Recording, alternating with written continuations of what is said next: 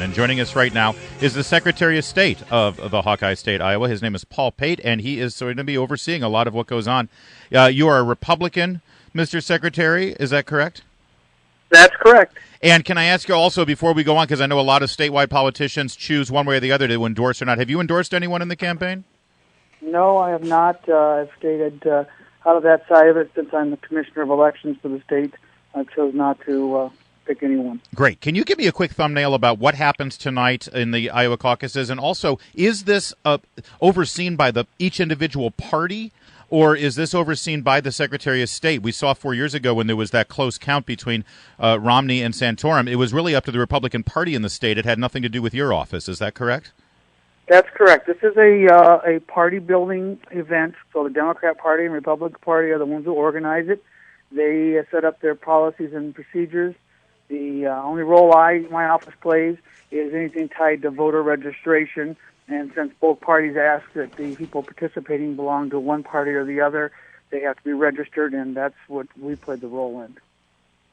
All right. So how do you think it's going to be turnout-wise? Because some people have said that turnout is real key for Donald Trump. If there's a big turnout, Trump does well. What's your sense of it? Well, I think the voter turnout means a lot in the election or a caucus. I think it's going to be there. I think there's going to be a turnout. It's an open race for both the Democrats and Republicans, so I think that lends itself. And it's a contested race. I think Mrs. Clinton and Mr. Sanders both have some tension going there as far as who's going to be the nominee on their side. The Republicans have a little longer list. I think, and remember in Iowa, it's not always just who wins. It's if you come in that top 2 or 3 spots, particularly on the Republican side. So there's a pretty stiff competition for second and third place. And when you say, you just mentioned that this is really a party-building event and people are trying to get people registered and they have to register, well, what does that tell you in terms of what we're seeing in the polls right now where a lot of Donald Trump's support is actually coming from Democrats? Is it normal for people to cross party lines and re-register on the evening of a caucus? You don't see a lot of that, but we suspect there is some coming along this way for some candidates. I can't tell you which one yet because I don't have the kind of polling to give you that answer.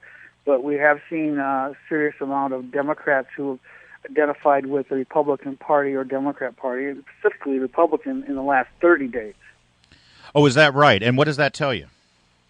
Well, it's unusual, and I think it reflects that one of these candidates has got some appeal that's bringing some people over. But frankly, probably more relevant is the independents we're seeing. We saw an uptick in January of people switching over from being an independent to a Republican so they could participate in a caucus. But this is important because if there are going to be some Democrats who come over to the Republican side and they wait until tonight, they actually have to declare in the Republican caucus that they are indeed Republicans. And do they have to sign a piece of paper? How does that work? They have to technically switch their political voter registration, so they will have to sign that they wish to become part of the Republican Party, and there will be a formal document they have to sign that would switch their status in my offices. Those would be processed by the local neighborhood caucuses. They have them fill them out, and they'd be turned into us, and would be recorded as such. Now, they have the option to turn right around and turn back to the party that they were at previously, but at least for the evening, they will be a Republican or a Democrat. Do you find that Democrats have generally in the past been reluctant to do that? You don't see a lot of this on either side. So if we end up tracking that in the end when the results come in, that would be probably a first, or at least a significant first. We're speaking with Paul Pate. He is the Secretary of State for Iowa. All eyes are on your state. And over the weekend, I'm sure you saw this story. In fact, you've been quoted a reaction to this story about Ted Cruz's campaign putting a Get Out the Vote mailer. And it was under the guise of, well, what looked like an official document that came from the state to talk about people's voting records. Is this against the law? The Cruz campaign says they're standing by the tactic. They said that this tactic has been used by other campaigns in the past. And everything on this document is a public record, is it not? It is a public record. And no, I don't personally believe anyone violated a law. I think it's more about the tone, the message it sends. And the only reason my office got involved was because of the fact that they cited that this was a document that came from our office, and we felt that the implication was they were telling the voter that they are not voting properly because they used the word violation they referred to possible follow-up, and they were giving them letter grades of an A or B, a C, a D, or an F. And we were candid. They listed neighbors' names and were telling people what their voter grade was. Yeah. And that was not something I think symbolizes what Iowa's spirit of elections about more than a law. But my role in this was more just the fact that they tried to make it look like it was an official document, and it wasn't. It wasn't from our office. They were just extrapolating information about whether you had voted in an election in the past, and if you hadn't, they were reflecting that in this mailing. So not illegal, not a violation of the law, but something that you felt needed to be clarified for the voters.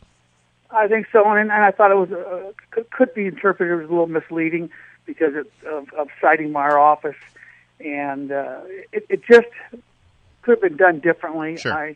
I mean, I understand their goal. They were trying to motivate people to go out and vote, but I think there are better ways to do it.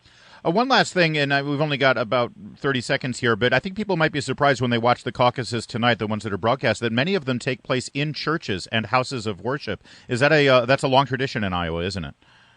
Well, it's shifted to that over the years. In the original days, it was in people's homes, and it was a neighborhood type of event, and they've grown, become more popular. You have more people attending, so they need larger groups.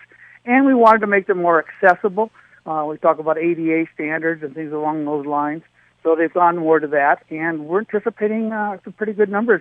We had a youth straw poll Monday that we sponsored. We had 60,000 young people voice their opinions, so now it's time for the adults to step up. All right, excellent. And who won that, by the way, the youth straw poll? Well, Sanders won it for the Democrats.